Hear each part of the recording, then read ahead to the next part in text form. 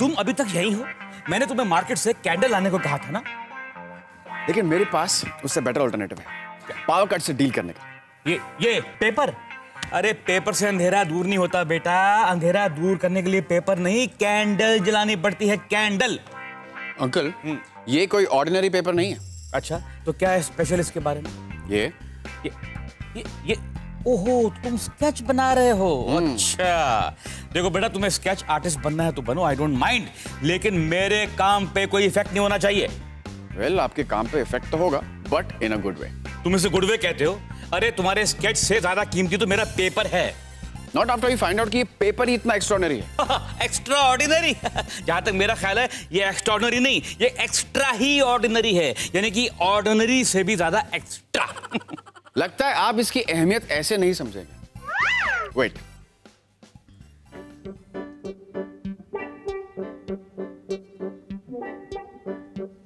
Okay uncle, इस cafe की light थोड़ी कम कर दीजिए, सो दैट मैं आपको यहां पर एक बल्ब जला कर दिखाऊं। इस पेपर के ऊपर तुम बल्ब जलाओगे? हाँ। ओके, करता हूं कम। लाइट्स। Alright, thank you. अब देखते हैं मजा।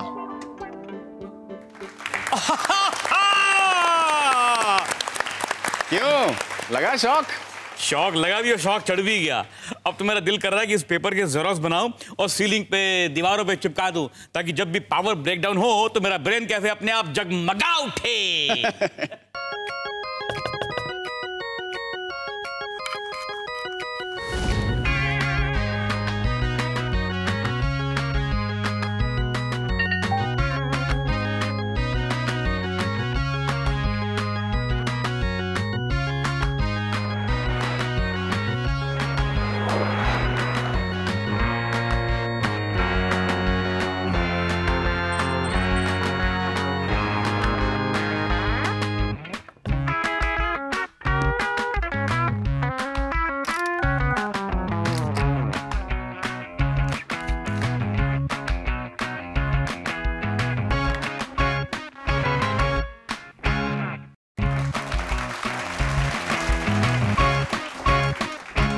Welcome to science with brain cafe. और मैं हूं आपका अंकल H2O। ये है मेरा करामाती भतीजा शक्ति, जो आपको साइंस के नए नए कारनामे दिखाता रहता है। हाँ, और कुछ कारनामे ऐसे होते हैं जिसे देखते ही लोगों को शौक लग जाता है, जैसे आज अंकल को लगा।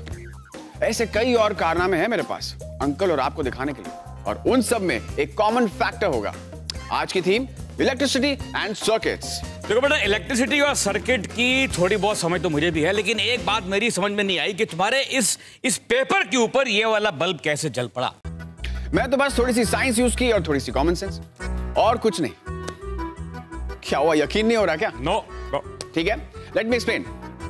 सबसे पहले एक ग्रेफाइट पेंसिल ली और उसे एक सर्किट बनाया, जैसे कि आप यहां पर देख सकते हैं।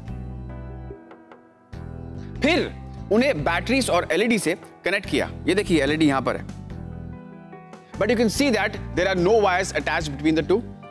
कोई वायर नहीं है, सिर्फ ये पेंसिल से मैंने ड्रॉ किया है। ग्रेफाइट पेंसिल से लाइन बनाकर सर्किट कंप्लीट होते ही एलईडी को पावर सप्लाई मिल गया और वो जल पड़ा। आपको तो पता ही होगा कि ग्रेफाइट इलेक्ट्रिसिटी का अच्छा कंडक्टर है, इसलिए जब हम उसके जरिए इलेक्ट्रिसिटी पास करते हैं तो वो सर्किट कंप्लीट करने में मदद करता है, जिस वजह से द एलईडी लाइट्स अप। चलो बच्चों, एक बात तो आज समझ में आ गई कि अगर हमारे ब्रेन कैफे में पावर कट होगा तो शक्ति भैया हमें अंधेरे में नहीं रहने देंगे, कुछ ना कुछ करेंगे हमारे लिए। Of course you can count on me, uncle. बेटा, मैं तुम्हें तो काउंट कर लूंगा, लेकिन एलईडी बल्ब को कैसे काउंट करूं? ये तो एक ही बल्ब है, इससे क्या होगा? एक बल्ब से यहाँ का अंधेरा दूर होने वाला नहीं है। मतलब ये बेटा, देखो, एक बल्ब से कुछ नहीं होगा। तुम बाजार जाओ, वहां से कुछ और एलईडी बल्ब लेकर आओ, ताकि मैं पहले से लगा के रख दूं ना। और सुनो, अगर जा ही रहे हो तो एक 100 वाट का बल्ब भी लेकर आना, क्योंकि किचन का बल्ब खराब हो गया है। बस इतनी सी बात के लिए आप मुझे मार्केट भेज रहे हैं? हाँ। अरे, जब मैं खुद यहाँ पर बल्ब बना सकता हूँ तो मैं मार्केट क्यों जाऊँ? तुम यहाँ पर बल्ब बनाओगे? अरे बेटा, बल्ब बनाने के लिए मशीनरी कहाँ से लाओगे? मशीनरी की क्या जरूरत है अंकल, मेरा हाथ ही काफी है उसके लिए। शक्ति बेटा, मैं बल्ब बनाने की बात कर रहा हूँ, बल्ब का स्केच बनाने की बात नहीं कर रहा। मैं भी बल्ब बनाने की बात कर रहा हूँ।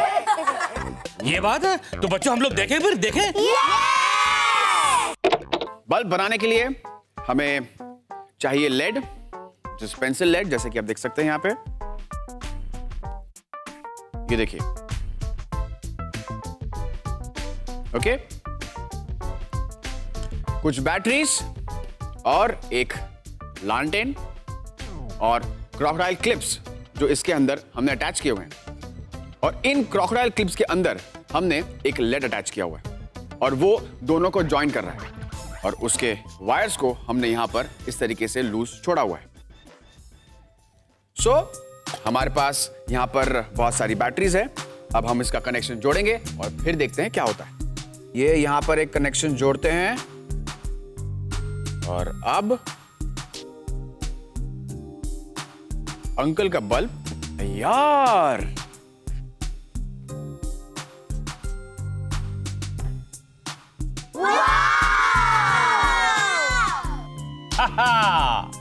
बल्ब जल रहा है ना, कमाल की चीज।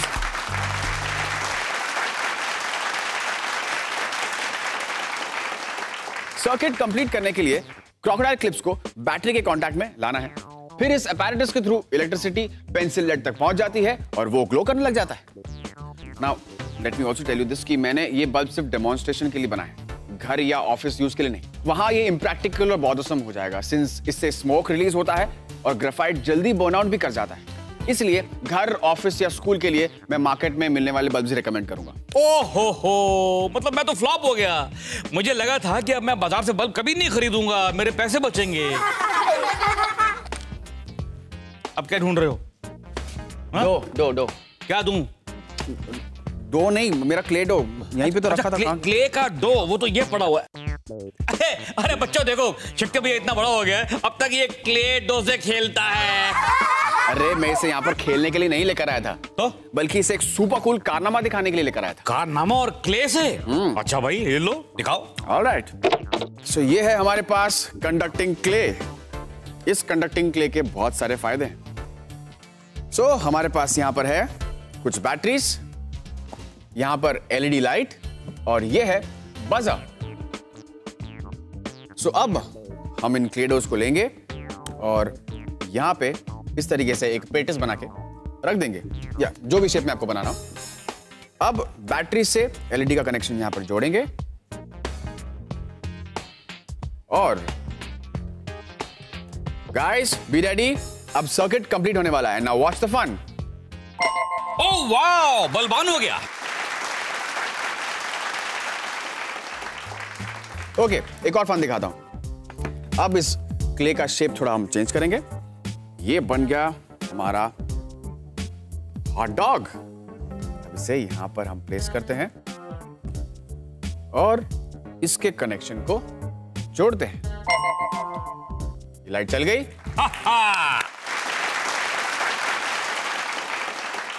अब मजा देखिए। अब मैं इसे यहां से उठाऊंगा और धीरे धीरे आगे लेकर जाऊंगा और ये देखिए, ओह लाइट कितनी ब्राइट हो गई। हाँ, तो इसे डिम भी कर सकते हैं, इसे ब्राइट भी कर सकते हैं। Alright, this is done. अब मैं आपको एक और कारनामा दिखाता हूं। अब इन क्लेस को वापस थोड़ा सा ठीक कर देते हैं और इसे यहां पर प्लेस करते हैं। और अब हम लेंगे दूसरा क्ले डो और इसको उसी साइज में बनाकर यहां पर प्लेस कर देते हैं और बजर का कनेक्शन हम यहां पे जोड़ते हैं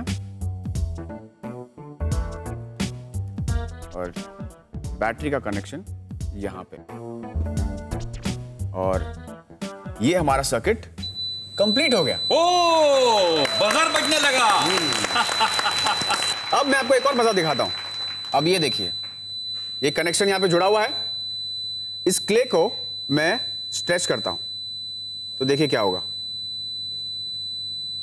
साउंड पतली हो गई, कम हो गई, साउंड गई, साउंड आ गई। Switch on, switch off, switch on, switch off. भाई मान गए। ना uncle, you can also create music with this. सी,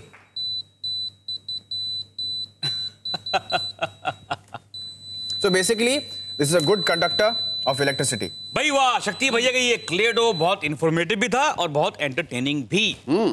ऐसा मैं हर कारनामे के साथ करने की कोशिश करता हूँ ताकि अपने फ्रेंड्स के लिए साइंस को इंट्रीगिंग से इंटरेस्टिंग बना सकूं। यू नो, मैंने 2 तरह के क्ले कंडक्टर्स बनाए थे, एक इंसुलेटिंग, दूसरा कंडक्टिंग। जब कंडक्टिंग क्ले के थ्रू करंट पास हुआ तो बल्ब जल पड़ा, और जैसे जैसे क्ले का रेजिस्टेंस बदलता गया वैसे वैसे साउंड भी चेंज होता रहा।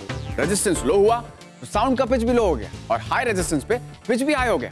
अबे देखो, कुछ ही देर में मेरा पिच भी बहुत हाई होने वाला है। क्यों? आपका पिच क्यों हाई होगा? क्योंकि मुझे बहुत जोर की भूख लगी है और मुझे पीनट बटर सैंडविच खाना है। अगर मैं बहुत देर तक कुछ नहीं खाऊं तो मेरा पिच हाई हो जाता है। हाँ तो जाइए, जाकर अपना पीनट बटर सैंडविच बनाइए, खाइए। नहीं, मैं तो चला जाऊंगा, मुझे कौन रोकता है। लेकिन प्रॉब्लम वहां नहीं है, प्रॉब्लम यहाँ है। अरे तुम एक के बाद एक नए नए कारनामे दिखाते रहते हो, तो कोई अपनी जगह से बेचारा हिल ही नहीं सकता ना। मैं जाऊं कैसे? ओह, समझ गया। इन सिंपल वर्ड्स आप चाहते हैं कि मैं यहाँ पर एक ब्रेक अनाउंस कर दूं और आप अंदर जाके अपना सैंडविच बनाएं और खाएं, और यहाँ पर अपने फ्रेंड्स भी एक मिनी मील ऑर्डर कर लें। क्यों? इंटेलिजेंट तुम बहुत हो। आखिर भतीजे किसके हो? वो तो है। चलिए ठीक है, आप जाइए अपना सैंडविच बनाइए, तब तक आप लीजिए एक छोटा सा ब्रेक, और हम लौटेंगे ब्रेक के बाद विद मोर इंटरेस्टिंग कारनामास related to electricity and circuits. आया गाइस।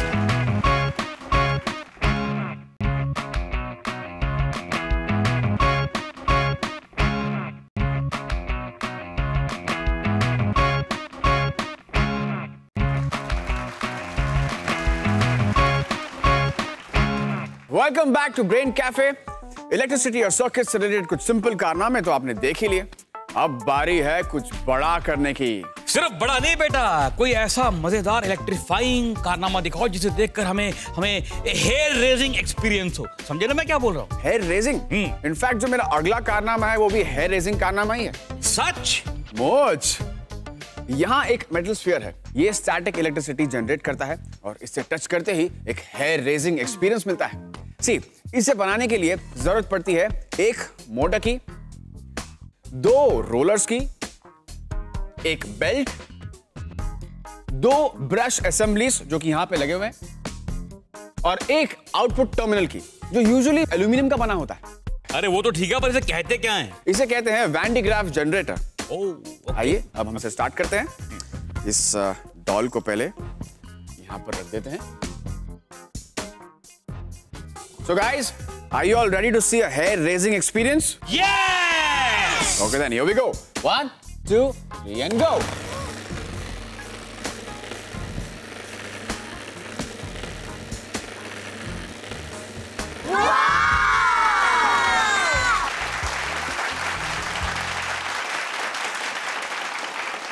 वाह शक्ति, वाह भाई, मान गए। You have so many tricks up your sleeve. बस तुम्हें बोलने की देर है, तुम हमारे सामने ट्रिक पेश कर देते हो। सच बताऊं, मैं ऐसा कभी कुछ नहीं कर सकता। Of course कर सकते हैं, बस हर कारनामे के पीछे छुपे साइंस की नॉलेज होनी चाहिए। जैसे कि इस केस में हमने सहारा लिया एक इलेक्ट्रोस्टैटिक मशीन का। यह मशीन न्यूक्लियर फिजिक्स एक्सपेरिमेंट्स में हाई वोल्टेज जनरेट करती है। हमने मेटल स्फीयर को जिस ट्यूब के ऊपर रखा उसके अंदर एक रबर बेल्ट थी जो जनरेटर के बेस से मेटल स्फीयर तक वर्टिकली मूव करती है। रबर बेल्ट नेगेटिव चार्ज को ट्यूब के रास्ते मेटल स्फीयर तक पहुंचाती है। वहां से मेटल कोम्स उसे ट्रैप करके मेटल स्फीयर के एक्सटीरियर पे डिस्ट्रीब्यूट करते हैं, और जब हम अपना हाथ उस पर रखते हैं तो वो इलेक्ट्रिकल चार्ज हमारी बॉडी में ट्रांसफर हो जाता है।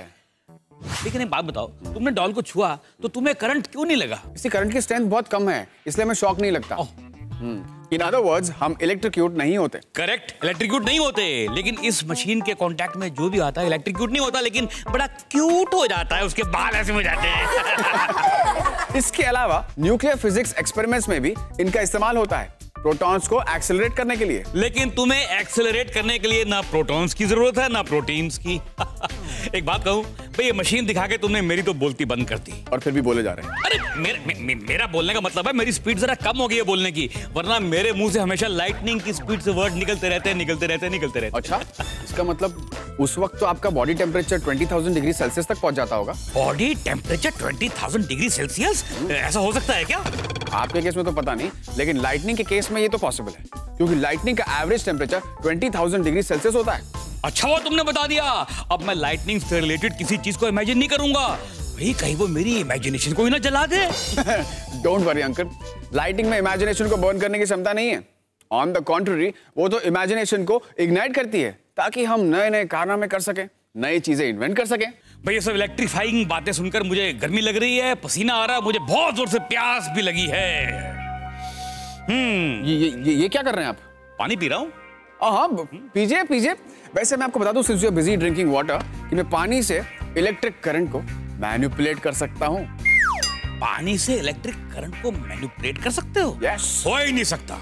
लगी बट? लगी। ओके देन, मैं एक कारनामे के जरिए अपनी बात प्रूव करना चाहता हूँ, अगर आपकी इजाजत हो तो। ऑफ कोर्स, शक्ति इजाजत है बेटा।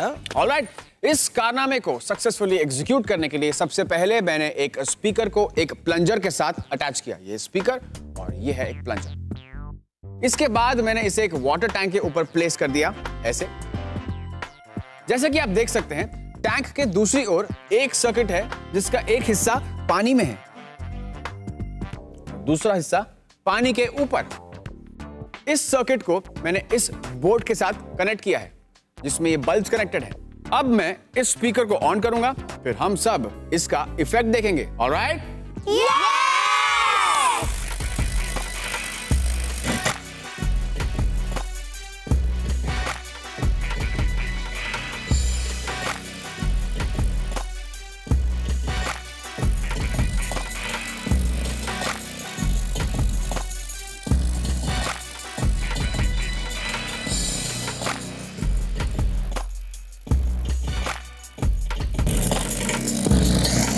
Okay, I'll switch it off now. भाई वाह भतीजे वाह, तुमने एक बार फिर से कमाल कर दिया और जीत इस बार फिर तुम्हारी हुई। हम तुम्हारी इस जीत को बड़ी धूमधाम से सेलिब्रेट करेंगे, लेकिन पहले ये बताना पड़ेगा कि ये क्यों हो रहा है और कैसे हो रहा है। जरूर, असली मजा तो इसके एक्सप्लेनेशन में छुपा है।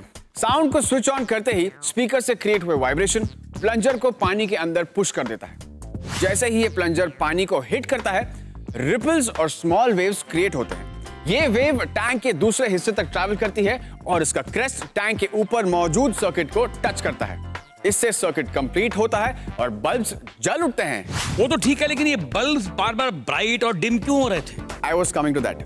पानी के बाहर मौजूद ये सर्किट थोड़ा बहुत रेजिस्टेंसेस क्रिएट करता है, लेकिन जब इसका सर्किट एक मेजर चंक पानी में सबमर्ज होता है तो इसकी रेजिस्टेंस कम हो जाती है।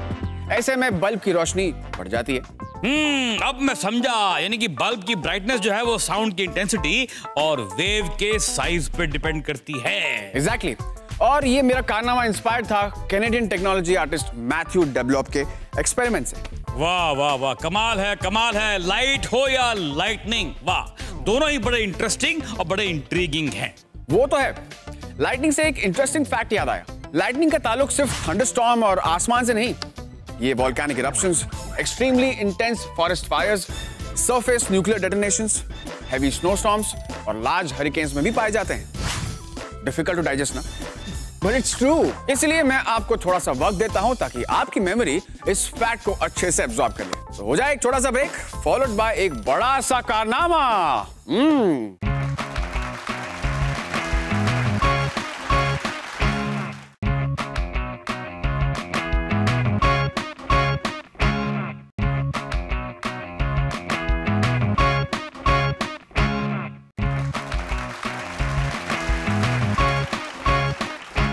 वेलकम बैक टू शक्ति, एक बात बोलूं, तुम्हारे कारनामों ने मेरी हार्ट बीट बढ़ा दी है। कारनामों ने नहीं, इलेक्ट्रिसिटी ने। इलेक्ट्रिसिटी से हार्ट बीट बढ़ती है, ये तो मैं पहली बार सुन रहा हूं। वेल, इन दैट केस मैं आपको और अपने सारे फ्रेंड्स को ये बता दूं कि इलेक्ट्रिसिटी और हार्ट बीट के बीच एक गहरा संबंध है। हार्ट के मसल सेल्स के कॉन्ट्रैक्ट और एक्सपैंड होने के पीछे हार्ट के थ्रू पास होती इलेक्ट्रिसिटी का हाथ है। इसे ईसीजी मशीन से मेजर भी किया जा सकता है।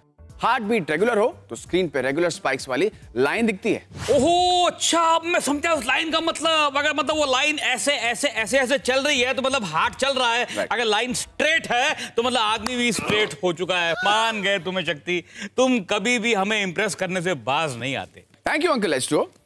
वैसे इरादा मेरा कभी को इंप्रेस करने का नहीं होता, इरादा तो बस नॉलेज शेयर करने का होता है।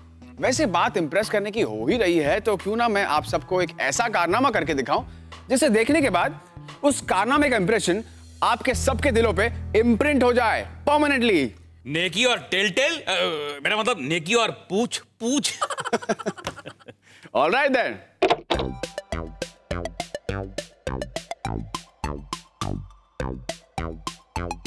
ऑलराइट गाइस, सो ये है हमारा अगला बड़ा कारनामा और ये है एक टेस्ला कॉइल।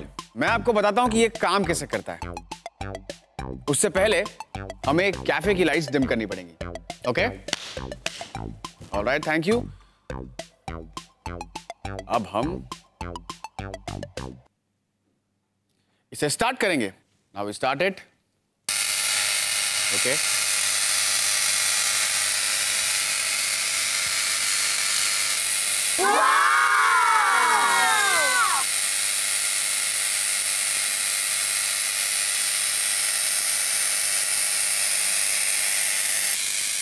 ओके, अभी इसे यहां पर रखते हैं। चलिए मैं अभी ट्यूबलाइट जलाकर दिखाता हूं, लेकिन इसके लिए हमें कैफे की लाइट्स और डिम करनी पड़ेगी। Okay, now let's see the fun.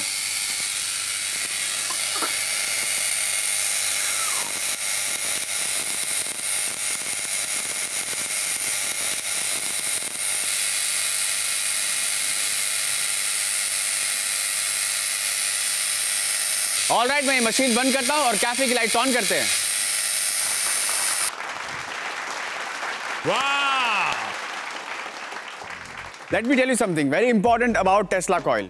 ये बहुत हाई इंटेंसिटी की इलेक्ट्रिसिटी एमिट करती है, जो अक्सर एक लाइटनिंग का इफेक्ट क्रिएट करती है। इन अदर वर्ड्स, ये डेंजरस होते हैं। Don't try this without adult supervision, okay? शक्ति, तुम डरा रहे हो क्या मुझे और मेरे फ्रेंड्स को?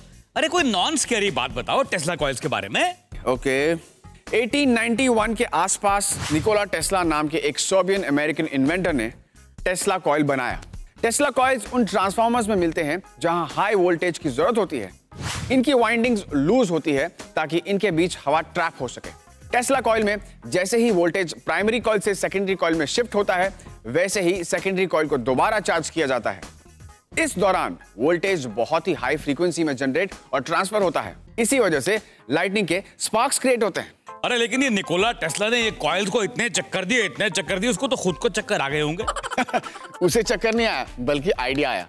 तभी तो उसने इन कॉइल्स की मदद से कई और इनोवेटिव एक्सपेरिमेंट्स किए in electrical lighting, phosphorescence, X ray generation, high frequency alternating current phenomena, electrotherapy and the transmission of electrical energy without wires. एक मिनट, ये साइंटिस्ट लोग अपनी लाइफ टाइम में इतना कुछ करते हैं, उन्हें याद कैसे रहता है कि इतना कुछ किया, मतलब कितना कुछ किया, मतलब क्या क्या किया? जैसे हम करते हैं, रिविजन के जरिए। तो फिर क्यों ना हम लोग भी एक रिवीजन कर लें आज के कारनामों का, क्विक रिकैप। क्यों नहीं, डेफिनेटली। इलेक्ट्रिसिटी एंड सर्किट्स में आज हमने सबसे पहले एक बल्ब को लाइट किया पेपर के सहारे, पेंसिल लेड से बनाया बल्ब, फिर देखा क्ले डो की कंडक्टिविटी का कमाल, एक हेयर रेजिंग एक्सपीरियंस का लिया मजा वैन डे ग्राफ के कारनामे से, साउंड वेव्स और वाटर से इलेक्ट्रिक करंट को मैनिपुलेट किया और आखिरकार देखा टेस्ला कॉइल का चमत्कार। आई होप कि हर बार की तरह इस बार भी आपको मेरे कारनामे पसंद आए। अब बारी आपकी है एक छोटा सा कारनामा करने की। वेल, नॉट एग्जैक्टली अ कारनामा। आपको हमें यह बताना है कि इंडिया में सबसे पहले किस शहर को इलेक्ट्रिसिटी मिली। Send in your answers to braincafe@zq.in.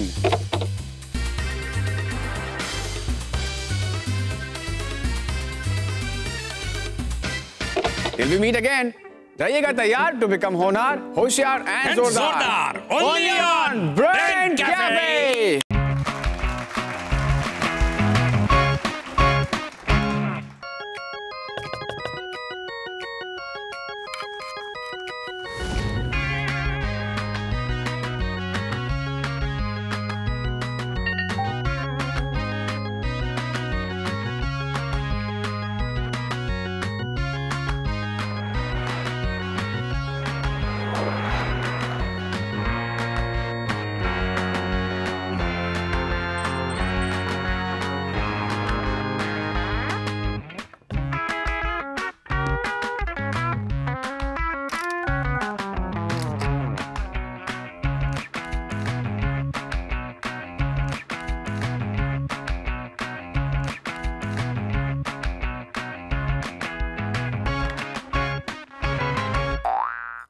you